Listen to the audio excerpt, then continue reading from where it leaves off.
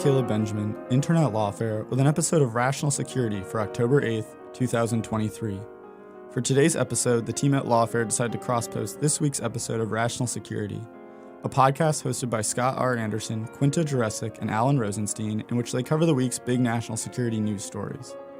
Today's episode is entitled the We Can Finally Stop Talking About Kevin edition. In this episode, Anderson, Jurecic, and Rosenstein sat down with Molly Reynolds to discuss former Speaker of the House Kevin McCarthy narrowly avoiding a government shutdown and then losing his speakership as a result, proposed legislation to impose 18-year term limits on Supreme Court justices, an Iranian influence operation that purportedly sought to influence U.S. policy through scholars of Iranian descent, and more. This is Rational Security. So I am happy to claim credit for correctly saying that the government was not going to shut down. I'm happy to take a victory lap. But by the skin of your teeth, Molly. By the skin of my teeth, number one. But hey, the government didn't shut down. It did not. If it works for Congress, I'll take it.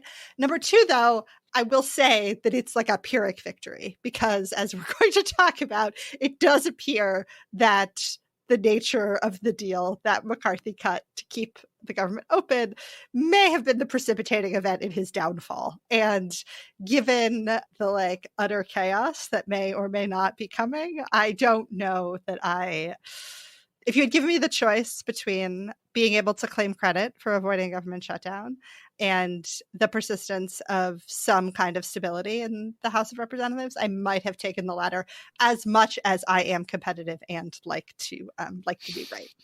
I will just say I received a text after the spending bill passed. It was signed. The government remained open. That just said Molly Reynolds is the boss from a Rational Security listener. Was it from Molly Reynolds? It was not. I did not send it to Quinta. It was Molly's husband. It's fine.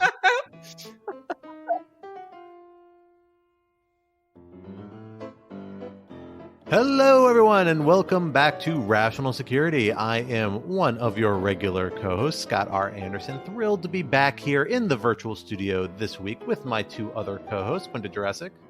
Hello. And Alan Rosenstein. Hello, hello.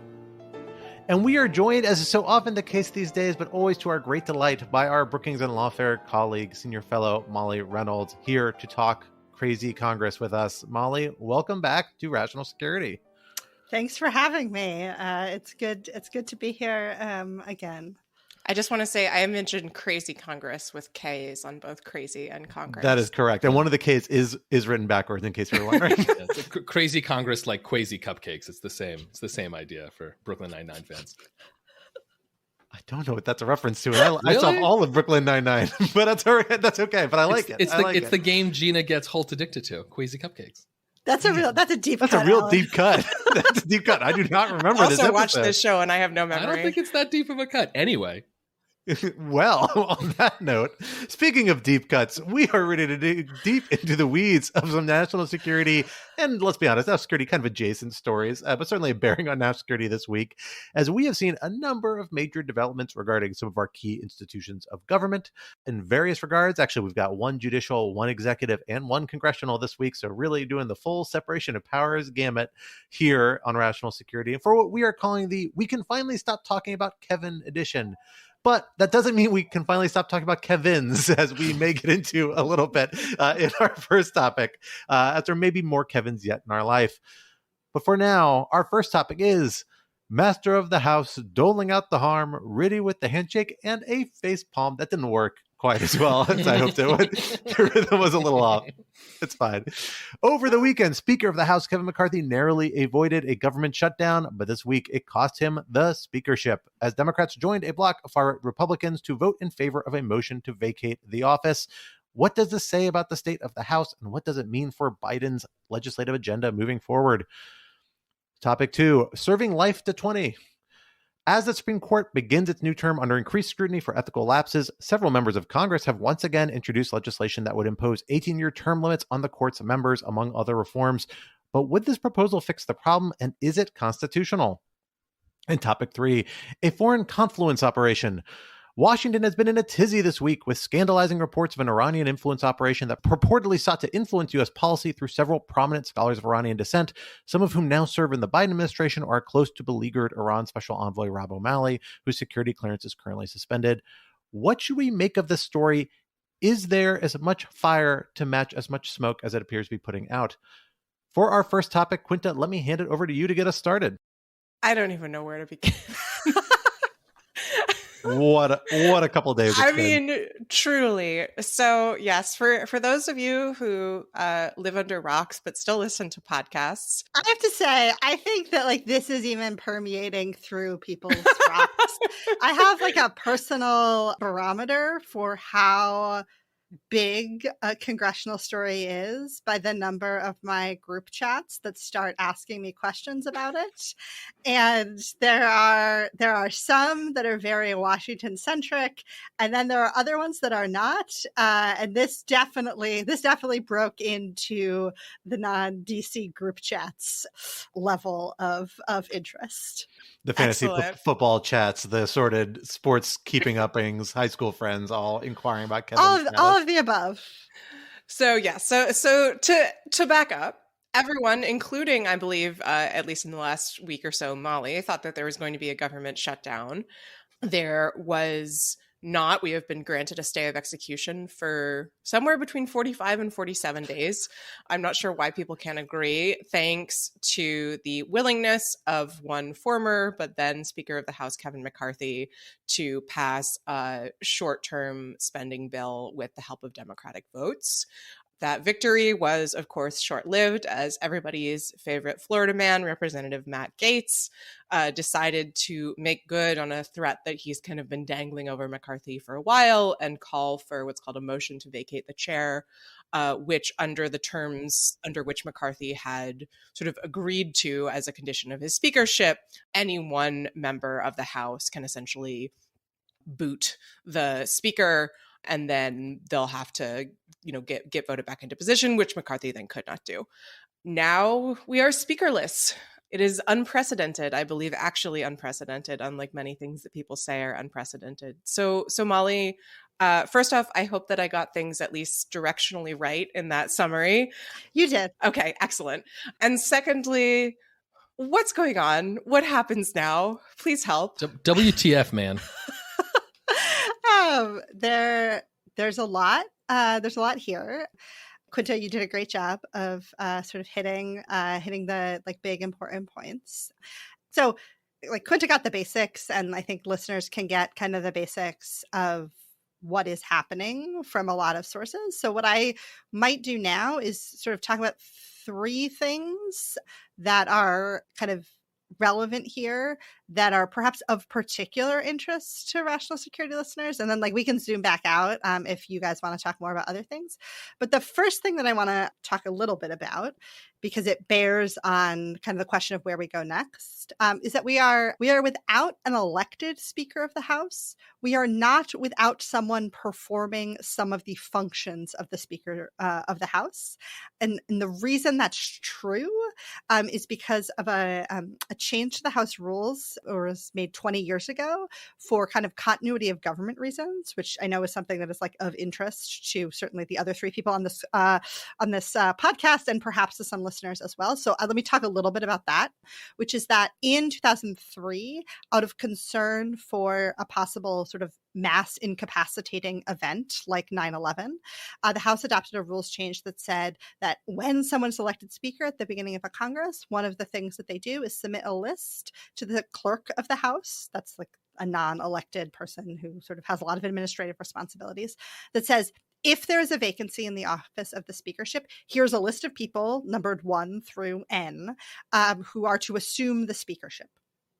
That list was secret. We hadn't really talked about that list until like 2 weeks ago. But once there was a vacancy in the office of the speakership, and this was like sort of a anticlimactic moment, Steve Womack, who had been presiding over the debate, sort of steps aside, and up the stairs to the rostrum walks Patrick McHenry of North Carolina. That is how we all learned that he was the first person on this list. And so he is now acting as the Speaker pro tem, the Speaker pro tempore. And there's sort of an open question about what powers he has in this role. I and many other folks prior to yesterday took the view that the rule that allows him to ascend the speakership in this way empowers him with the full authorities of the office of the speaker and not just, say, enough authority to effectuate the election of a new speaker. McHenry appears to be behaving in a much more limited way.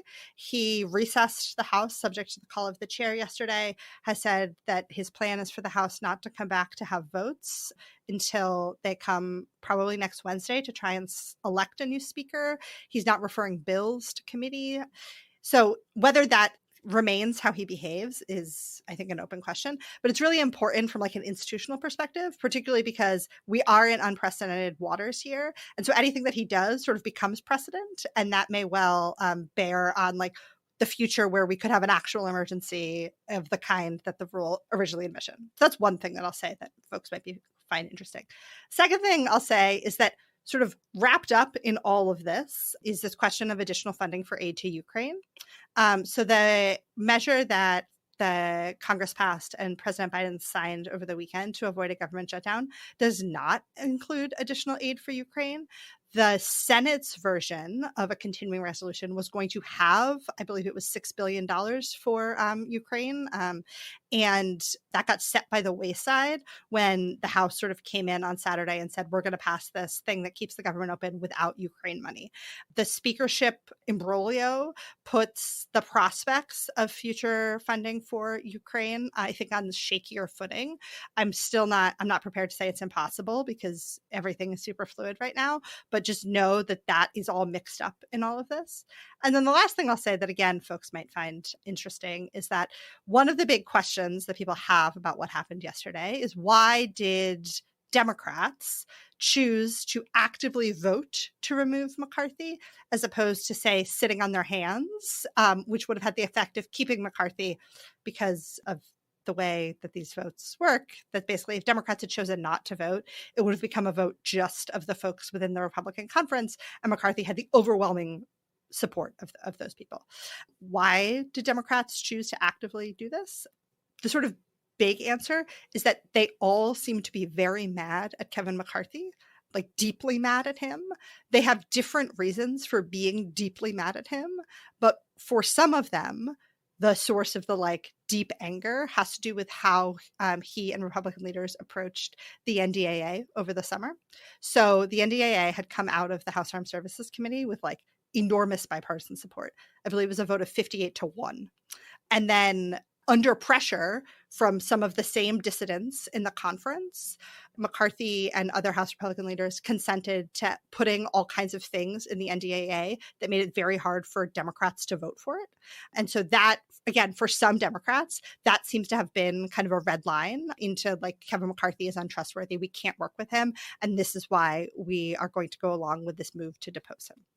And one clarifying question on that, Molly. I've read some reports suggesting that McCarthy had kind of refused to bargain with Democrats and leading into that, and that contributed to this. Is that more a sense of that he wasn't willing to make any clear compromises to secure their cooperation, either in sitting on their hands or even affirmatively voting for him, knowing sitting on the hands would be easier? Was that part of the equation, or is that reporting a little confused? So it's unclear sort of what was on offer, what wasn't on offer, whether there were talks. At the end of the day, I think if McCarthy had been interested in doing this, it's not clear that he was. If he had been interested in making concessions to some Democrats, he might have gotten their votes or gotten them to sort of behave in such a way that preserved his speakership in the short term. But going repeatedly to Democrats to sustain a procedural majority in the House is just not tenable for McCarthy or any other Republican leader.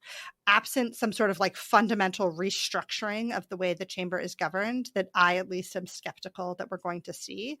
Like, if you have the speakership, you need a durable procedural majority from your own party to govern. And I just don't, even if he had dealt with Democrats to stave off sort of execution in the immediate term, I don't think it would have been a durable solution to his political problems. Well, I just want to follow up on that. So why is that, right? And I ask, again, quite ignorant of these issues, so I'll sort of take your word for it. But at least in other countries, in parliamentary systems, especially with multi-party systems where you have more than two parties, you often have these like very complicated power sharing agreements and arrangements. Why is that not doable in the House, especially given, at least my understanding of the House is that unlike the Senate, which has all sorts of complicated procedural rules, in the House, like fundamentally anything can be done with majority vote at any moment. Right. So that's why part of why I said, like, absent a fundamental sort of reorganization of the way the House is governed, you sort of need a durable procedural majority in your own party. It's because, like, everything is organized by party in the House. Membership on committees, like who controls the rooms, who gets more staff on committees, everything is along sort of partisan lines, with the assumption that one party has a majority and the other party does not. And so for you to kind of reorient that and create some sort of durable bipartisan speakership, the ripple effects of that would be quite large. And it's not something you can just sort of like turn on with a switch. In terms of simply like governing, if McCarthy were to say have gone to Democrats to help him keep his speakership, and they did that, next week, they want to bring a spending bill the Republicans want to bring a spending bill to the floor. As we saw with the defense appropriations bill in September, like some number of Republicans might vote against the effort to bring that to the floor. McCarthy goes to Democrats again. Democrats say, okay, we'll help you bring it to the floor. Here's what we want in exchange. The more times he does that, the more he starts to piss off not just the people who are already mad at him in the Republican conference, but also other people in the Republican conference. And so in that sense, like it sort of snowballs and you don't actually get like, you're only putting off the point where you no longer have control of your own conference. So what does this mean though for the Democratic agenda that we have that is still pending, right? We still have a Ukraine assistance requirement. We still need to keep government operating. We still got end of year omnibus legislation. Can I interrupt you for a second, Scott, and just say that like it's worth noting that you just referred to this as like the Democrats' agenda, as opposed to just like these are the things that the U.S. government and the United States Congress are supposed to do. Like these are like, and I'm not trying to give you a hard time. Like these are the fundamental responsibilities of governing. Like Republicans in the House have a different vision for what government spending should look like the Democrats in the House and the Senate and President Biden do. But fundamentally, like part of holding the majority in one chamber of the United States Congress is that you are supposed to do things that say keep the government operating and fulfill our responsibility to our international partners. And so like I just really want to emphasize that like these aren't just things that Democrats want or Democrats should want. They are the fundamental responsibilities of governing the United States of America.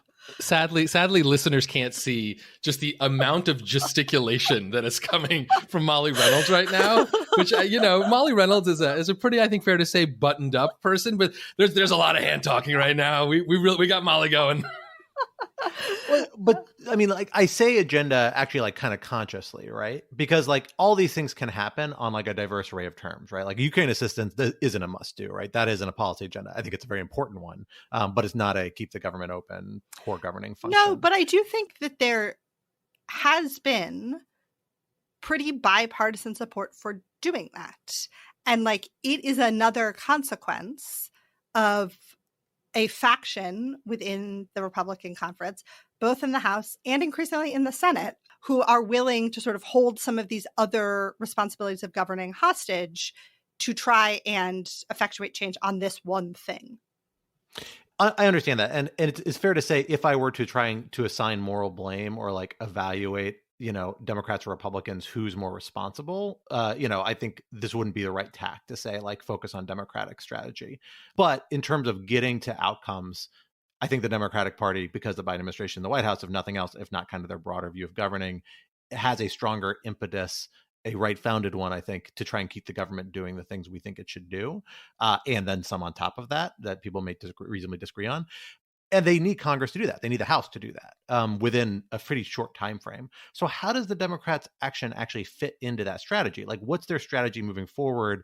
McCarthy at least seemed like he kept the government open. He had, you weren't happy with him, but certain core things he was able to move. And we just don't, it's not clear to me what the strategy is to come out of this. If you really think some sort of power sharing arrangement's totally off the table, then it seems like your best case scenario is you're pushing the Republican caucus to unite around an even more conservative leader, or somebody who's equally beholden, if not otherwise compromised, to the far right faction that's causing these problems. Yeah. So first, let me just say that, like, as of when we are recording this, I think the range of possible outcomes in terms of who is the next elected Speaker of the House is quite wide. I also think it's possible that, like, McHenry ends up sort of like sitting as the Speaker pro tem for a while. So that's why I was going to ask. Exactly. I like, all of these things I think are on the table. In terms of sort of what Democrats may have been calculating here, let me put it this way. I woke up yesterday morning thinking that one possible outcome here, even maybe like narrowly the most likely outcome, was that a small number of Democrats would break with the rest of the caucus and vote to keep McCarthy in power, with sort of the knowledge that there's actually a bigger fight to come over funding the government for the balance of the year. And if this is what happened when he kept the government open for 45 days, maybe there's value in keeping McCarthy in charge until we have the bigger fight over funding the government, Ukraine, a bunch of other stuff, and then assume that, like, he is deposed at that point. Turns out I was wrong about that. And I think, again, part of what seems to have driven Democrats here is the idea that Kevin McCarthy was just, like, fundamentally untrustworthy. I think different parts of the caucus had different sort of red lines, different things that they can point to that say that, like, McCarthy said he was going to do X and he did Y instead, and now, like, he cannot be worked with. I think for some of them it goes back to his handling of January 6th. I think for some of them it involves, like I said, the NDAA. For some of them it involves going back on the spending levels agreed to in the legislation addressing the debt limit. For some of them it involves the impeachment inquiry. I'm making air quotes there, because McCarthy had said, like, we're not going to do an impeachment inquiry without a vote of the full House. And then, like, 2 weeks ago, he said, oh, we're doing an impeachment inquiry without a vote of the full House. For some of them, it was like his move on the continuing resolution, where he, like, arrived at like 11 a.m. on Saturday and said, here's this thing that we're going to vote on as soon as humanly possible. Enter the Jamal Bowman fire alarm story. And so all of these things for different members of the Democratic caucus, I think, pointed to, like, I can't trust Kevin McCarthy. He is not a reliable negotiating partner. I have no interest in keeping him in the speakership. Whether there is anyone else on the face of the earth who could be a more trustworthy negotiating partner with the current House Republican Conference behind him, I do not know. But I think that's, like, how we got to where we are. So is this a situation where McCarthy was dealt a bad hand and just sort of couldn't win, or was he also dealt a bad hand and played it badly? I tend to think it's the latter. Like, I want to note that, like, there were, I think, 2 really important decision points this year. One was the legislation to raise the debt limit, and one was the decision to bring something to the floor that would keep the government open, where, like, those are really important things for the country, and Kevin McCarthy, like, did the responsible thing. And so I want to put that on the table. And if you, frankly, like, go back longer in Kevin McCarthy's career, I think you start to see that he was not necessarily well matched for leading a conference of this kind. And I think one way to think about this, someone posed this question to me over the weekend after he brought the bill, the continuing resolution, to the floor. Was like, oh, was this actually just like a brilliant strategic move by him? And I said, I wouldn't give him that much credit. And I would compare it to how we would have thought about a similar move by John Boehner. So John Boehner, like, also was managing a very fractious conference, but had a, like, very different sort of approach to it, whereby he would sort of often let the dissidents in the conference, like, try to, like, work themselves out, like, he would bring things to the floor that they wanted, that he knew weren't going to become law. But then when push came to shove, it was like, no, like, this is the thing that we're going to do. Whereas, like, Kevin McCarthy, like, kept, I think, sort of floundering a little bit to the end. Like, he brought a continuing resolution to the floor in the House on Friday that was, like, very conservative, like was not going to clear the Senate under any circumstances. And so I think definitely like structurally the House Republican Conference is basically ungovernable. And also it's not clear to me that Kevin McCarthy's like particular brand of political skills was well matched to leading that kind of group under divided party control when Democrats have a majority in the Senate and there's a Democratic president in the White House. So like what happens next, right? I mean, even if you have someone who's better at this than Kevin McCarthy, you still have the ungovernable, 8-person caucus or whatever. And like you said, it's not as if they can just do some sort of coalition government with the Democrats, at least without real House restructuring. And what do we know about Patrick McHenry, out of curiosity? The fact that he chose to wear a bow tie when he apparently knew he was about to become Speaker of the House does not invest anyone in confidence in him. He wears a bow tie all the time. As a bow tie lover myself, I'm here for Team Bow Tie. I will say the thing that I really noticed was that he has the gavel and he like slams it down like he's trying to squash something. I mean, I think that honestly, if I were him, I would have been that angry about everything that had just transpired too. So 2 things that I think we should know about Patrick McHenry, which I think both help explain like why is he the person who was at the top of Kevin McCarthy's list, and also why I think he is like trying to very gently and gingerly negotiate the current situation, is that number one, he was kind of one of House Republicans' lead architects of the deal to raise the debt limit. There's a story that I particularly enjoyed from the reporting after that legislation passed about how he and Shalonda Young, who was the lead negotiator for the White House, used to talk every morning after they dropped their respective young children off at daycare. Very relatable. And so so he was deeply involved in sort of figuring out how to like make all those pieces fit together. That I think makes him unpopular among some elements of the Republican conference. The other thing is that, and I think about this all the time, about a year and a half ago, in April of 2022, he came out and said at that point that he was not interested in running for Republican leadership, running for an elected position in the Republican House leadership, because he did not want to have to deal with whipping votes on raising the debt limit or keeping the government open. So like he was very prescient. Like he could see this coming. And so take that for what you will. But like he has that sort of deep understanding of the challenges of the current House Republican Conference. Sure, what happens next, I don't know. Like logistically, the current plan is for the Republicans to meet on Tuesday for a candidate forum to hear from the people who want to run for speaker, to try to have a vote on the floor on Wednesday. Who knows if they will meet that? You've started to see people who are like indicating interest. Jim Jordan has like officially entered the race. Steve Scalise is widely expected to enter the race. Kevin Hearn, who's the chair of the Republican Study Committee, which is like a large group of conservatives in the House, has expressed some interest. I just really want to know if they repurpose the only Kevin buttons if he decides to enter the race. But that's the most I got for you in terms of where we're going. So if we get to 45 or 47 days, November 17th. November 17th. That's what we're headed. Thank you. And there's only McHenry there as the speaker pro tempore.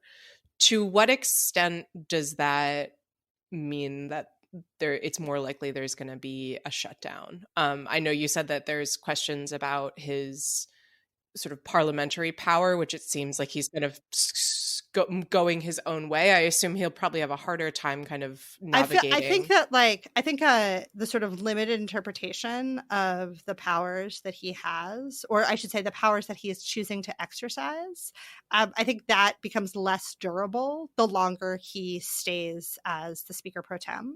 Like, I don't think we could get all the way to the middle of November with him just doing what he's been doing now, which is like recessing the House and bringing the House back in to have a vote on the speakership. So I feel like that piece of this would be likely to change if we got to the point where he was still around in the middle of November. But again, I do think that like the question of what kind of resolution could the spending process come to if the dissidents in the conference are this willing to, I mean, I guess, let me put it this way. Much like part of what motivated Democrats seemed to be like personal anger at Kevin McCarthy, it's a little unclear to me how much of what was motivating the dissident Republicans is McCarthy specific versus how someone else would try to navigate similar waters. Before we move on to the next topic, I just wanted to say, I think Matt Iglesias actually has summed this up pretty well in his newsletter. It's funny mostly, also sad, but funny.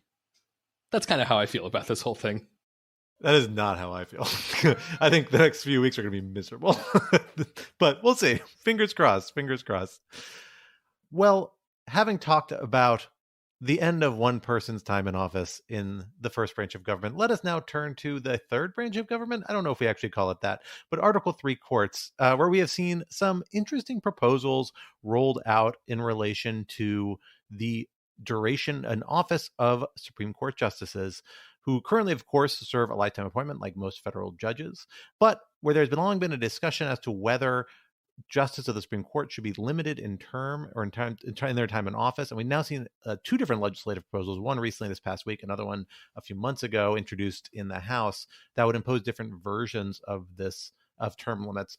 Most of them center around a longstanding proposal that I associate with the group Fix the Court, although it's in some ways predates, I think, some of their work on this issue, but they've kind of been the advocates for it, that would install an 18-year term limit for Supreme Court justices, allow justices to stay on as senior members of the court after that, much like appellate courts currently, and district courts to some terms where they can take a reduced docket and play a role, but they don't have the same full scope of authority as a full-time member of the court, particularly at the appellate level, in terms of when you're dealing with an en banc hearing. Senior judges don't participate.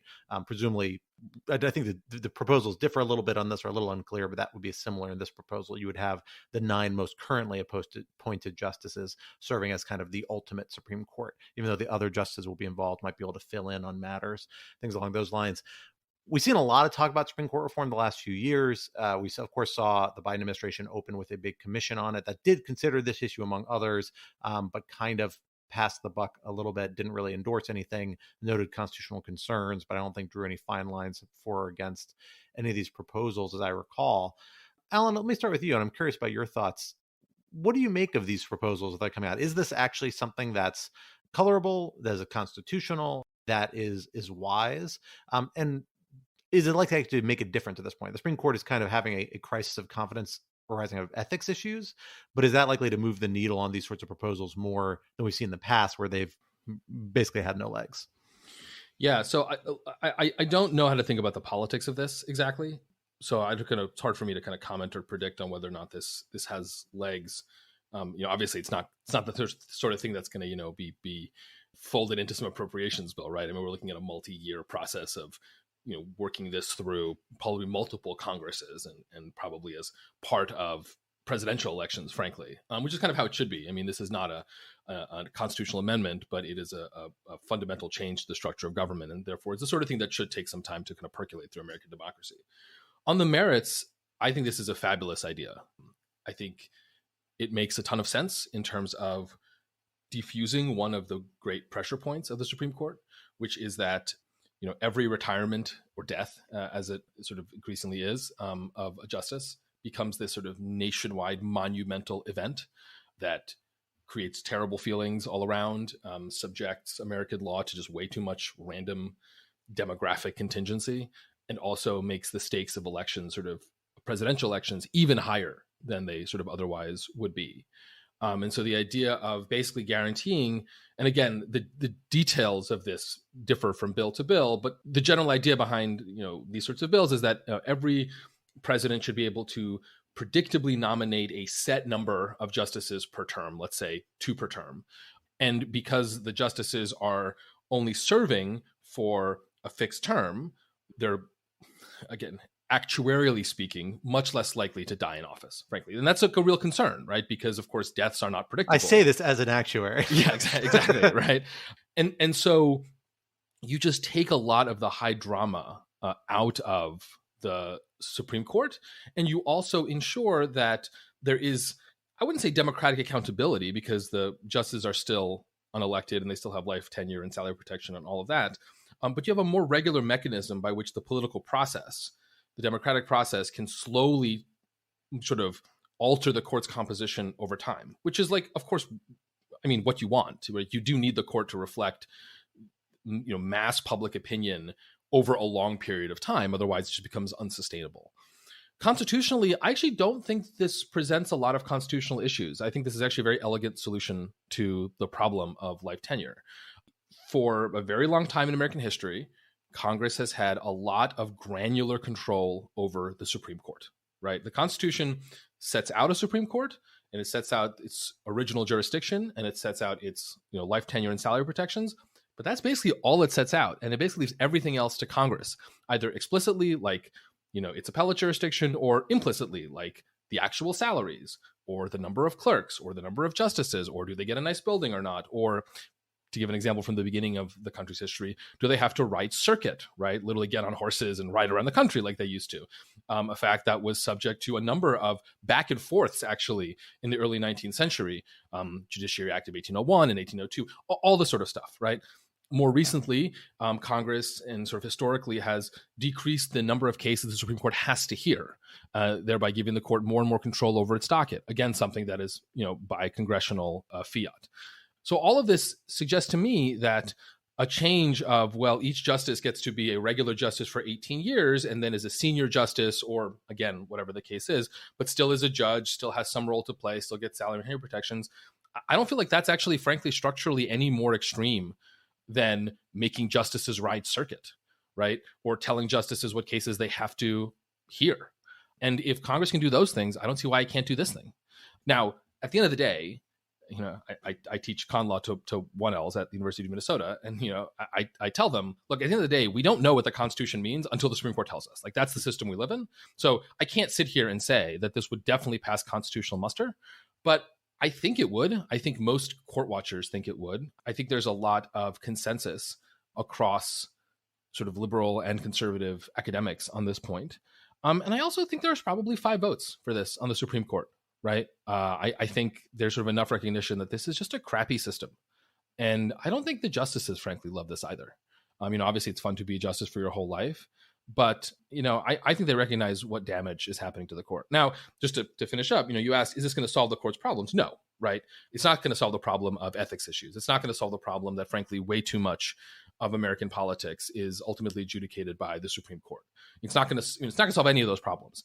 But it's a long-term reform that over generations is probably necessary for the Supreme Court to survive as a powerful independent institution. And so I truly, truly hope, like in a sort of, deeply earnest, naive schoolhouse rock way, that like we pass this thing, because I think it would be sort of one of the great good government reforms of my lifetime. Molly, let's before you dig back in the constitutionality, let's talk about the politics. Like, are these proposals that have any sort of legs, or is this really the sort of situation where these guys are floating these bills, getting the ideas out there, seeing where support is, maybe they'll turn into something years down the line, but this isn't a serious proposal right now? Yeah, I mean, we spent 30 minutes at the top of this podcast talking about the utter dysfunction in the U.S. House of Representatives. And so I am not optimistic on the prospects of really very much of anything in the short term. And obviously, we have a long history of people sort of introducing ideas and building support for them over kind of in a long, slow process, and then waiting for the sort of right political moment. I think in addition, and I think Alan got a little bit to this at the end of his thoughts. So in the process of Congress sort of abdicating a lot of power to the courts over time, that has happened, I think, on a bipartisan basis. But I also think that, like, for the contemporary Republican Party, there's this sort of connection between judicial appointments and the Republican Party project that just makes it very hard for me to imagine get this or a lot of other plausible court reforms getting bipartisan support. The last thing that I'll say in terms of like situating this in like a much bigger political conversation is I do think that the Supreme Court right now is like feeling a lot of political pressure from outside the court, and like they are in small but consequential ways changing their behavior in response to that. So Quinta and I have had a long running interest to obsession with John Eastman's emails in advance of January 6th. This week, the court denied cert in a case related to like where Eastman was challenging the ability of his employer to turn those emails over to the January 6th committee. Notably, Clarence Thomas, who was, I think the subject himself of some of the emails, certainly his wife was recused himself from that decision, which is both good and also something that we should remark upon, because I'm not sure it's something that would have definitely happened had we not just gone through like months of the news cycles that we have around Clarence Thomas and other members of the court. So that's a little bit orthogonal to this specific question of the political feasibility of this or similar proposals. But I do think we are in like an interesting political moment. And even if it doesn't mean anything for what Congress does in this space, I do think we are seeing like the court itself react to some of the public pressure that they're experiencing. Yeah, I think that's really crucial. And I was going to make the same point that, it seems pie in the sky to imagine Congress passing anything of this level of ambition currently, but we are seeing maybe at least some signs that public pressure on the court is resulting in a response on the part of the justices in the form of this recusal by Clarence Thomas. Elena Kagan recently made comments at a public event saying that she would support an ethics code for the justices. I think, it's far too early to say, but I think there is at least some reason to wonder whether the court is a little bit shell-shocked by the backlash to some of its more radical decisions and is trying to chart a more moderate quote-unquote path, which I think is just a sign that, things change, right? That the current state of things is not the way that they're always going to be. And the thing that I will say that I keep thinking of here is the switch in time that saves nine, right? So the sort of flip-flop on the Supreme Court in the New Deal that essentially saved the New Deal and saved the court also from FDR's court packing scheme. And that too is a moment where the court sort of was on a collision course politically with what the executive branch wanted to do and sort of the needs of American society at a time. And I don't know historically if it was clear what was going to happen, but something was going to break and something did. And I had thought that we were just going to continue down that collision course without anything changing. And I didn't know what the ultimate collision would look like, but I am now wondering whether we may actually be beginning to see movement, all of which is to say that, I agree that this is going to be a long-term push if it does happen, but it does feel like, the fact that court reform is not a crazy idea and the fact that it's no longer confined to folks on the left, I think is, I wouldn't say positive, but a moderately positive sign. Yeah, before we move on I do want to turn back to the constitutional question, which I think is really interesting. And I actually feel like there's a little bit of a kind of certain category errors or in the conversation around this. A lot of the commentary I've seen seems to think there's a real legal difference between whether you apply this to existing justices versus future justices. And I don't see how that makes any legal sense, really, because it's not like this is a contract. This is a constitutional obligation on office holders. So, if you can adjust it for future, you should be able to adjust it for current ones. There's no contractual entitlement. It'd be different if this were like a job contract. But that's not what this is, right? The limitation comes from Constitution applies to the office holders. So I don't think that actually makes a lot of sense. And that I've seen that all over the place in the conversation around these. And I think it's very beguiling. It may make a big political difference, but I'm not sure constitutionally it really makes much of a difference. And I will say, I think actually the biggest, as somebody who I like these proposals, much like Alan, I've liked them for a long time. I've followed them for years and have happily sign anytime anybody endorses them. So put my name on it because I think they're good ideas and there are various ways you can go about it. But I think there is kind of a bit of a framing issue when we think of it as a term limit, precisely because that really runs up against this good behavior requirement. That's basically people have interpreted as a life tenure. And when you start categorizing people as senior justices, which actually these legislative proposals do, they are saying like, oh, we're going to change the size of the Supreme Court. A better way to do this would just to be change the jurisdiction and composition of the court to say like the 9 most senior justices are the ones who get final approval, and establish something like an en banc procedure where maybe the other justices still have a role or a play, but the 9 most recently appointed justices, and then you appoint them at a regular 2-year intervals so that your 9 most recent are the 9 most appointed. You end up with basically a senior justice system, but you don't have to go with this idea of changing status and changing job title, which runs much more up directly against the idea of life tenure. When you change the structure, you change the jurisdiction, that's actually like very much things Congress has done pretty regularly, not in a long time, but certainly early in American history, as Alan's already mentioned, that's not that foreign a concept at all, but actually pretty clear historical parallels. So I don't know. I think there's a lot of constitutional legs here, but it's the political barrier, and it's just seeing when we'll have a moment. But we have a lot of surprising political moments these days, so who knows? Maybe one of these will open an avenue to this sort of change. So let's go now from a topic in which I have very strong and very clear views to a topic in which I am utterly confused, but fortunately have the benefit of my good friends to help me out. Let's talk about this maybe bombshell reporting, maybe nothing burger reporting that has come out in the last few days. I've read a bunch of the articles about this. I've read them twice. I'm still actually like legitimately confused about what the story is.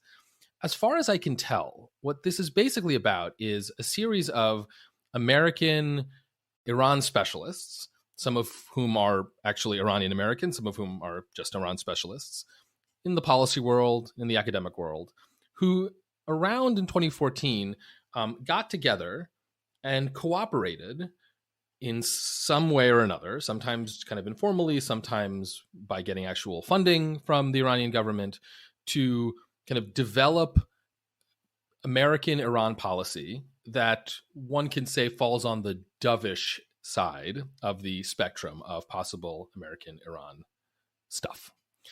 Now, those individuals kind of loosely centered around Rob Malley, who became the chief U.S. envoy for what became the Iran nuclear deal. His current situation is actually somewhat unclear. He apparently has been, I don't know if it's suspended exactly, from his position because of some security issues, maybe involving... I believe his security clearance has been suspended. He's on a leave of absence pending the resolution of that suspension. Yes, though it's again not entirely clear what the details are there. Right. So I suspect that the involvement with, or the communications between these individuals and the Iranian government was probably to some degree understood at the time. But what has come out in the last week are actual emails between the Iranian government and these individuals. And I should say some of whom, or many of whom, later became sort of important folks in the Obama administration and then in the Biden administration, which, of course, relative to the Trump administration, has taken a much more cooperative stance towards Iran, though hardly, I think, a extreme dovish one. Now, the emails that have been released, again, this feels like it's really in the eye of the beholder, but they clearly show, at the very least, a lot of enthusiasm and interest, and in some ways, a little bit of sucking up and flattery, as you might expect if you're trying to get a foreign government to work with you on a big project. And this has created sort of howls of protest on the right, especially among Iran hawks.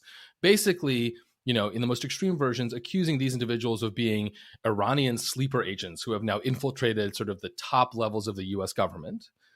And then on the other hand, you have folks, particularly those who think we should have a more conciliatory approach to Iran, saying that this is a nothing burger, these emails are no big deal, this is exactly what you'd expect from academics and think tankers who are trying, and potential future diplomats who are trying to work together and trying to bring Iran into the rules-based international order and so on and so forth.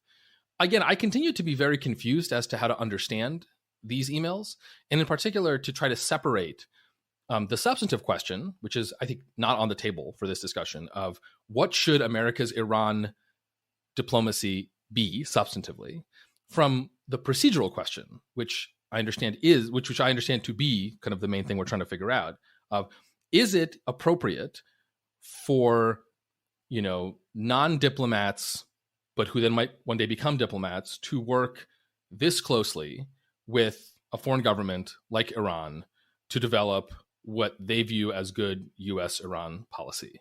And I'm just a bit flummoxed because everyone is screaming so loudly on both sides of this debate.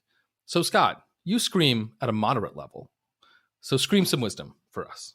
I think this is a classic case where there is a ton of smoke and relatively little fire. Not no fire, but relatively little fire. And people are, attributing the fire in directions that is useful for them and their pre-existing agendas.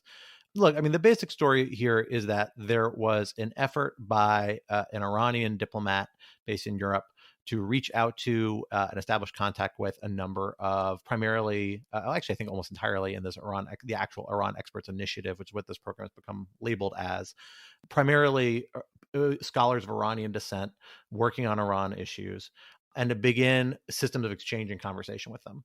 And it's worth bearing in mind, this is something that would not be unusual if it weren't Iran. It's just not that wild, right? Like if you were to have, is Israel, right, working with a number of scholars, some of whom might have family in Israel or otherwise have connections to Israel, that wouldn't be that surprising that the government would keep contact with them, have meetings with them, have discussions with them on a variety of issues. It's more controversial here because it is Iran and is Iranian government officials. And particularly it's become controversial because we have these discussions where we have these independent scholars, again, some of whom later went on to play a role in primarily the Biden administration, and then many have ties to Rob Malley, who had roles in the Obama administration and the Biden administration, is the framing and the way they frame their engagement. They have a very deferential tone. At times they talk about working towards common interests. There's definitely a effort to share ideas. At one point, one of the experts shares a draft op-ed. He later explained this more recently as saying, I was doing this because they had criticized me for being too critical of the Iranian position in other pieces, and I was trying to show, but I have this forthcoming one that tries to reflect sort of your views. And at various times kind of asked for their viewpoints on particular things, going to particular meetings, having sorts of discussions. While I don't think some of the choices of ways they frame these interactions or language is maybe certainly in hindsight looks bad, and I think maybe maybe a poor choice at the time, I don't find any of it that unusual for the moment this was in. This was a time, 2013-14, where a lot of people, particularly on the progressive side of the calculus, thought we were on the verge of a major rapprochement with Iran that could dramatically transform regional politics. And that part of that was the idea that there were actually, despite many real disagreements, which none of these scholars shy away from, none of them are really firmly in Iran's corner in any meaningful way, right? There are people who actively work and oppose Iran on a variety of issue fronts, but may perhaps not as stridently or single-notedly as some people would like. They nonetheless said, we think we have some common interests with Iran in terms of reaching a deal, particularly around the nuclear program, which was a major priority to the Obama administration at the time. And part of getting that goal is establishing a working relationship with Iran so we can better understand what positions are going to be amenable to the Iranians and can work towards a sort of consensus position. Not unusual second track diplomacy sort of stuff, honestly. And then also, it's happening in an environment where there's tons of extremely vocal, extremely hostile American voices against Iran, criticizing this very vocally. And there is frustration on the Iranian parts about those voices drowning out people saying, well, maybe what Iran's asking for in some of these cases is not entirely unreasonable. Maybe there's space for compromise. I'm framing this in a somewhat maybe generous context. I acknowledge that now in part for brevity of this conversation. Like I said, I think there are parts of this where like exercises some poor judgment by some of these people and how they frame these things. But that very clearly to me seems the overarching effort here. Classic second track diplomacy where they feel like they need to keep the Iranians on the hook. So they have to be nice to them. They have to be flattering to them. In a regional dynamic, it's not unusual to be extremely deferential to older people who are in higher positions than you in government. So a lot of what seems like kind of obsequiousness, I think, is really just the way regional dynamics work or in these sorts of arrangements. I've seen it myself in other parts of the Middle East. And an effort to keep the Iranians in, keep lines of communication open, assuage Iranian concerns to keep those lines of communication open. Things you do not see is tasking to these people by the Iranians, is efforts to work towards any sort of common interest that was seen as contrary to American interests, any sort of intelligence gathering, any meaningful way. So the framing you see of people saying these were sleeper agents, and there's a Tablet magazine article in particular that I think is very irresponsible in how it frames this operation, describing them as aspiring and being tasked out by Iranian operatives, of which there isn't any evidence of in this story, is people taking a set of facts and then spinning it in a particular direction to undermine, I think, a lot of what these people are working towards and associated with in the Biden administration, which is a move towards a somewhat more stable position with Iran, a little bit more rapprochement. Frankly, nothing like what the Obama administration was aiming for. I think that's pretty much dead in the water at this point, but a less zero-sum game relationship.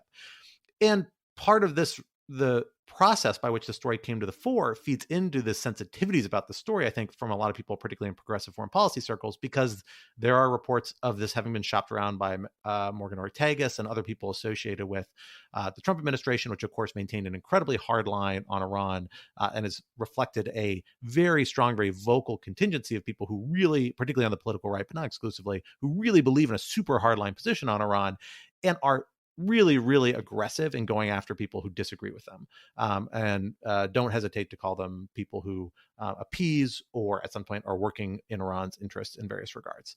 And they see this as lumping in there. I think that might go too far. I think there are lapses of judgment in some of this, but none of it approaches the sort of, spiring talk that we're seeing. And frankly, I'm not sure any of it really reaches a level where it poses serious security concerns of the sort that people are amplifying this up for any of these people. Who knows? I also don't know for that reason whether it's related to Mali's security clearance issue or not. We'll have to wait to find out. We don't have enough information on that, but that's been tied into the story as well. So it's people using the smoke to their own effects. Yeah, I mean, I will say, so I think you're right, Scott, that ultimately this comes down to a sort of disagreement about whether or not it's acceptable to engage in diplomacy with Iran or not. I do think that from my perspective, there's kind of an interesting journalistic story here. Obviously, we've had a lot of conversations in the last few years about the propriety and practice of reporting on the basis of leaks when the leaked information might come from an entity that itself could potentially have, an interest. The original story in Semaphore says that the news outlet obtained this information from a sort of dissident Iranian publication in the UK, but doesn't say where that organization got them from. Ben Smith, who's the editor-in-chief of Semaphore, has gotten into some Twitter tangles saying, we were transparent about where we got this information and what we know about it, and others, including Laura Rosen, who's a journalist who writes about Middle East issues in Iran, pushing back, saying, no, you didn't. You don't really have enough information here. And so I think that that's kind of an interesting thread. At what point, what level of transparency do we want when it comes to reporting on leaked information that may come from an entity that has an agenda, especially given the kind of political overtones as you've pointed out, Scott. I also will say, I think it's interesting that, when a big splashy story comes out like this in a small outlet, it is often a useful exercise to say, let's wait and see if the big papers match this, right? I think it is notable that I'm not precisely sure when the Semaphore story came out, but I think it was late September. Yeah, September 29th. That there hasn't yet been any follow-up reporting in the New York Times, Washington Post, Wall Street Journal. That doesn't mean that there won't be, obviously. It's early days yet. But sometimes you can kind of look at that and say, okay, there's this cache of leaked emails. Who else has them? Who is interested in this? Who has reported on it? Who hasn't reported on it? And it doesn't, like I said, it doesn't necessarily mean anything that the big guys haven't jumped on this one. But I do think it to some extent shapes my understanding of the story, that you could frame a version of this where it's, you have this kind of upstart publication that's trying to establish itself, that maybe has more of an incentive to kind of jump on this information, which that's how the world works, right? Always be hustling. Always be hustling. Exactly. And look, we know Ben Smith obviously advocated for published the Steele dossier in full during his time at BuzzFeed. So he's taken a pretty aggressive, publish and be damned approach to this in the past. So I think that that's consistent. all of this is maybe a little muddled, but I think what I'm trying to say is that I think there's a confluence of kind of different ethics and incentives that are going on here that, to me at least, makes the meta story maybe a little bit more interesting and unfinished than the story that, according to the semaphore reporting, the emails allegedly show. Yeah, and I think that's 100% right. And let me say the quiet part out loud, which is underlying all these ethics concerns. Like, it seems quite plausible, if not likely to me, that these emails themselves are part of a foreign influence operation, but aimed at undermining the current administration's Iran policy and pushing tack in that direction by discrediting some of the key actors in the administration, right? Like, that's certainly a possibility. We know Israel, Saudi Arabia, UAE, to name 3 states that have complex intelligence capabilities, very savvy actors, I have no doubt could hack into Yahoo email accounts that we're seeing used here. And frankly, all 3 routinely engage in monitoring of Iranian communications, might have had these for quite a while. You know, they all have an incentive to try and get the Biden administration to tone down its efforts at rapprochement with Iran, which, again, have been pretty limited, actually, compared to what the Obama administration was trying to do, and to take a more hardline stance. It's a big part of their policy agenda generally. And you know, when you see selectively leaked emails from 8 years ago come from private accounts regarding communications of foreign diplomats and these private individuals, you know, how do you get those emails is a fair question. Maybe U.S. intelligence collected them and then the Trump administration people walked out with them, but that itself would pose big legal problems that hopefully diplomatic security and other people are looking into. But if that's not what happened, then these came from some other intelligence service, honestly, almost certainly, particularly because you're talking about multiple actors that it's unlikely any third party is going to have access to otherwise, like, you know, an assistant or somebody who might leak it.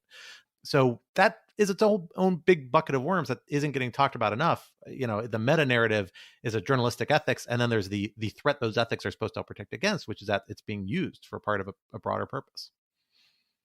Well, folks, that brings us to the end of this week's episode, but this would not be Rational Security if we did not leave you with some object lessons to ponder over in the week to come. Alan, what do you have for us this week?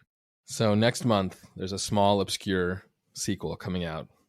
I am, of course, talking about Dune 2, The Revenge of Paul, which would actually be pretty awesome if that was like the post-colon thing.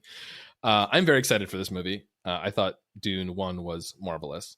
My wife actually had not seen the first Dune movie, and we're going to go make this a date next month to go see Dune 2.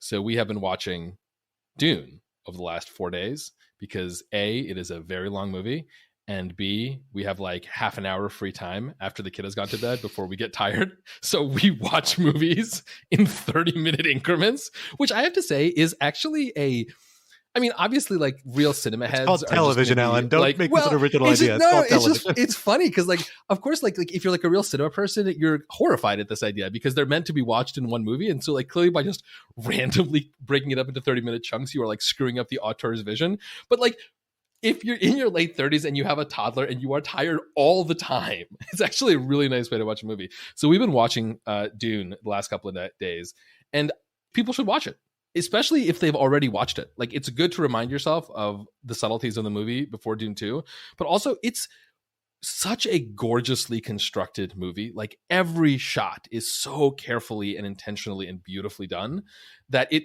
is one of these movies that really benefits from rewatching. Like, the first time you watch it, you just watch it for just the overwhelming spectacle of it all, but then you rewatch it and you just see how it all fits together so beautifully. So go rewatch Dune. Yeah, that's my object lesson. In 30-minute intervals. It's a mini series when you do it like that. Exactly. I mean, there was a Dune miniseries. What if you watched it for like 45 or 50 minutes and there's like cursing and nudity and more violence than you get? And no ad breaks. And no ad breaks. The ultimate evolution. Oh, boy. Come on, am I the only one that likes to watch movies in 30-minute intervals? No. I you get like often a whole week actually of TV out of it that way.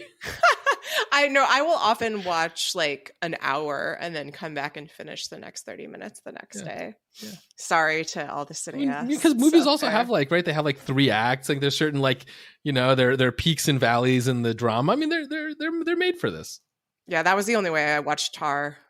Oh God, these movies are too long. or you can just not watch Tar, which is what Tar I did. was excellent. No, for Killers of the Flower Moon is what it's like 10 hours or something now. Ridiculous like that. You just gotta chop it up. That's fair. That is one I may watch in intervals at this point. Quinta, what do you have for us this week? I would like to recommend a book. It is a book by Kashmir Hill, who reports on privacy for the New York Times, called Your Face Belongs to Us. And this is kind of the culmination of some reporting that listeners may be familiar with that Hill began a few years ago about a company named Clearview AI, which essentially blasted through the self-imposed sort of ethical barriers that tech companies had set up to prevent themselves from putting out a, widely accessible facial recognition system that could identify anyone anywhere, collected a huge amount of information by scraping publicly available photos from the web and from social media sites, and then just kind of put it out there in some pretty appalling ways. So Hill's reporting on this has been available in the New York Times kind of in installments as the story developed. And her book is now out. I've been enjoying it a great deal. It's really a pleasure to kind of watch how the story develops in her telling, since she's also a character in the sort of the rise of this company.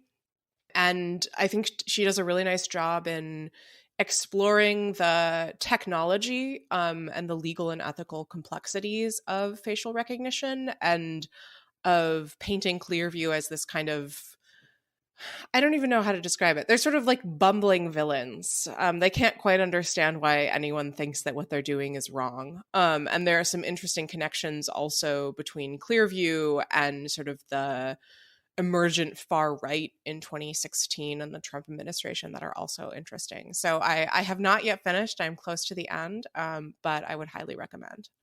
Well, for my object lesson, I'm leaning into the season because we are, of course, entering into the fall. The weather is cooling. I am in deep soup mode at this point, which I'm very excited about. I thought I was going to get a cocktail, but I'll take a soup.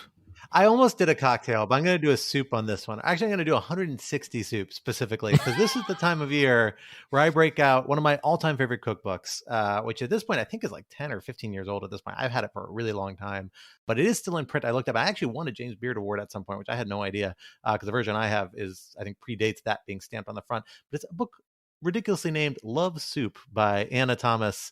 This is the same Anna Thomas who authored The Vegetarian Epicure, like classic cookbook, does great vegetarian cookbook recipes, cooked recipes in other cookbooks. This one, I feel like doesn't get a lot of attention or love, somewhat ironically, but it is a phenomenal collection of 160 vegetarian soups, all of which are excellent. I've made a good number of them at this point. They have particularly a cauliflower bisque I make multiple times.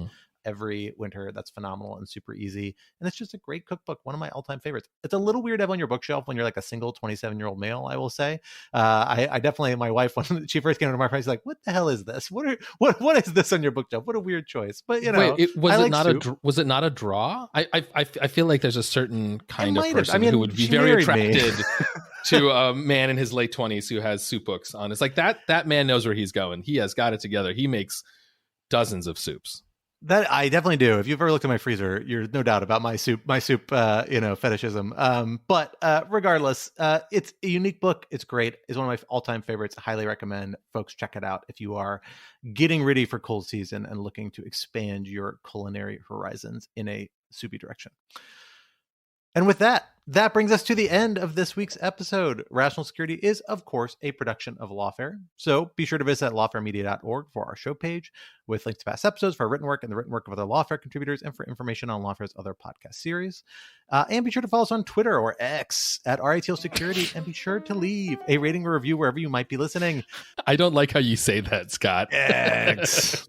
X. That is, for the record, again, I think that's how Elon Musk intends it to be pronounced. It is 100%. That's why I'm doing it. It is a lyric from a System of a Down song, and that is all we're going to ever treat it as. Look, if we're going to call Turkey Turkiya because that's what they want, we should call X because that's what Elon Musk wants. He paid billions of dollars, and this is maybe the only thing he gets out of it in the end. So let's just let the man have the W. Also, or the X if you prefer. Also, be sure to sign up to become a material supporter of Lawfare on Patreon for an ad-free version of this podcast and other special benefits. Visit lawfaremedia.org/support for information on how to do that. And our audio engineer and producer this week was Ian Enright of Goat Rodeo. Our music, as always, was performed by Sophia Yan, and we are once again edited by the wonderful Jen Patcha Howell. On behalf of my co-host Alan Quinta and our special guest Molly Reynolds, who was not able to stick with us to the last end of the segment. Apologies, folks. I am Scott R. Anderson, and we will talk to you next week. Until then, goodbye.